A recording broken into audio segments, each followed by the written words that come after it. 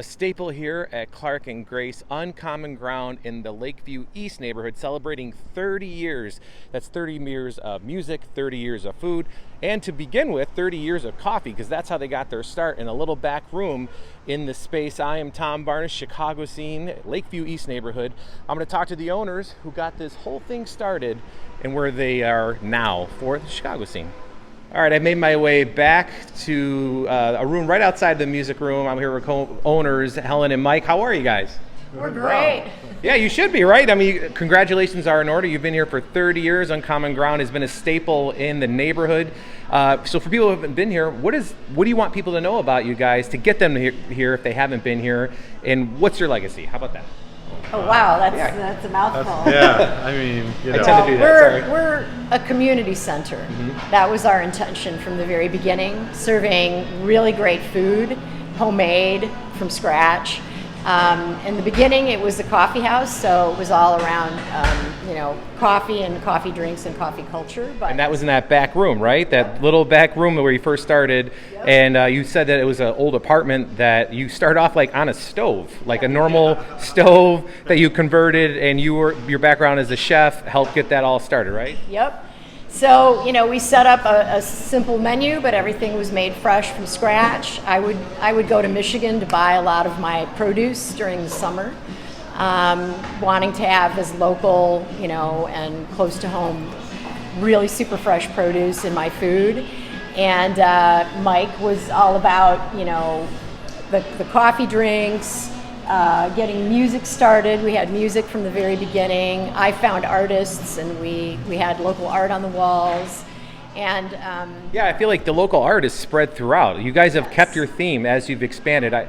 We were walking through the space earlier, and it's cavernous. You like go into one room, you think it's over. No, there's another room, and there's another room. And I mean that in a great way, because each room has got its own individual vibe, but still all comes under the same umbrella with the artwork. And you have a brewery now. I mean, talk about this expansion you've done. And by the way, congratulations on 30, but 15 of those months of that 30 years, you did what a lot of restaurants couldn't do and survive the pandemic. So that in itself is worth the accomplishment, right? Yes. Well, we're up thankful. Until the pandemic, we had continuous music 7 nights a week for 30, almost 30 years. Mm-hmm. And now we're popping out of that on July 15th. We're going to start our music back up again. Everybody's excited. Mm-hmm. It's like a round robin of people that have been performing here for like 20 years are going to come in and kind of kick us back into the live music again. Mm-hmm. And we kept the brewery going, the organic brewery. We kept going all that time.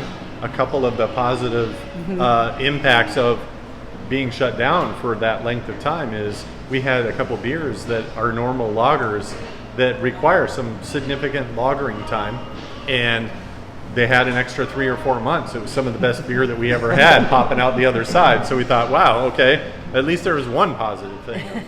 Right, and it seems like over the years you guys have expanded to room. Fortunate to be in the same space here, in the same building, where you, from that little room in the back there to the music room you have there, the brewery, the room that we're standing in now with this wonderful Handmade Bar. Tell me real quick, Helen, the story of the bar, just because I thought it was really interesting. Well, we hired an older gentleman. He was in his 80s, and the deal was, we were paying him to do this beautiful work. Mm-hmm. Before we, opened the space, and it took him several weeks. And but the deal was that he just had to have a beer going the whole time that he was carving. It was before we had our own brewery, but he was sampling beers from some of the best breweries in the city at the time. That's unbelievable. I would hear, Mike, beer, and I have to go get him a beer and put a beer in front of him and go, okay, I can keep working now, and he'd be like chiseling away. Wow, that's unbelievable. Awesome. And just I'm gonna show this in B-roll later, as people are saying, but I wanted to show it just because it's so pretty. Yeah. Well done.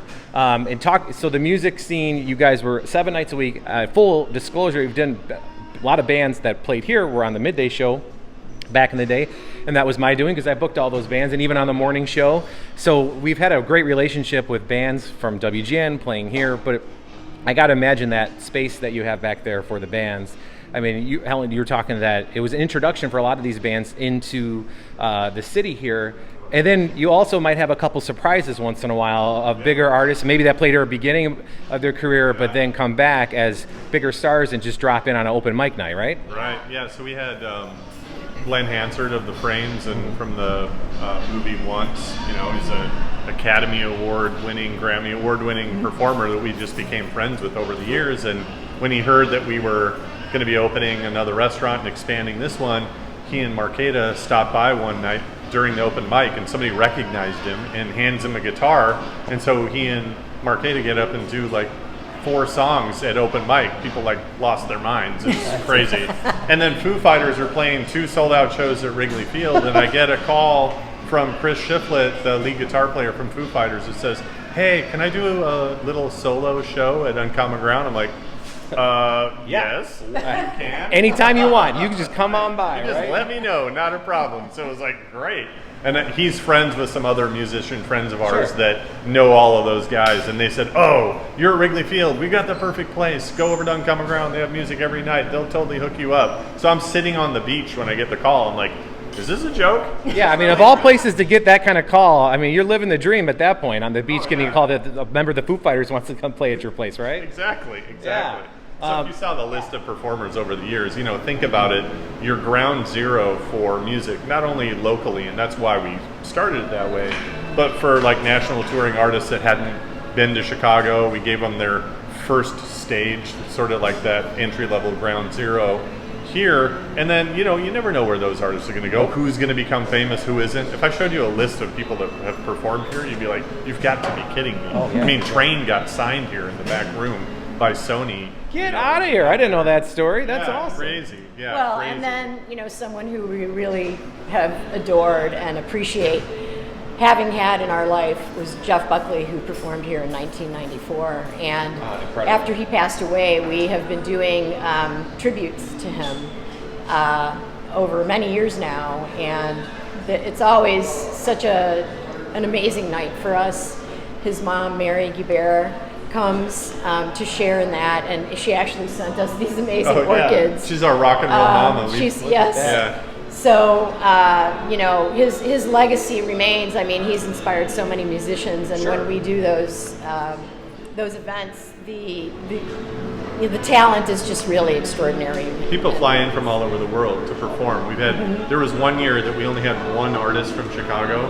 All the other 15 artists that performed were from like France, Italy, Germany, Sweden. I was like, oh my God, people would just fly in on their own dime to perform a Jeff Buckley song and to be part of that celebration. I think that speaks to the legacy of Uncommon Ground for sure.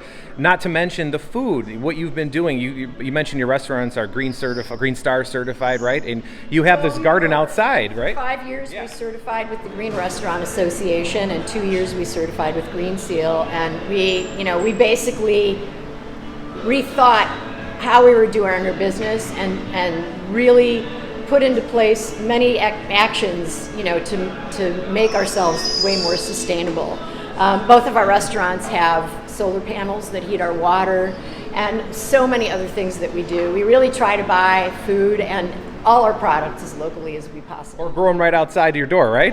Yes, and then we do grow some. This restaurant has a sidewalk farm. It's all organic produce that we bring into the restaurant and share with everybody. And then at our Devon location, we have the first certified organic rooftop farm in the country. That's fantastic. I think I could spend another hour talking to you guys and walking through.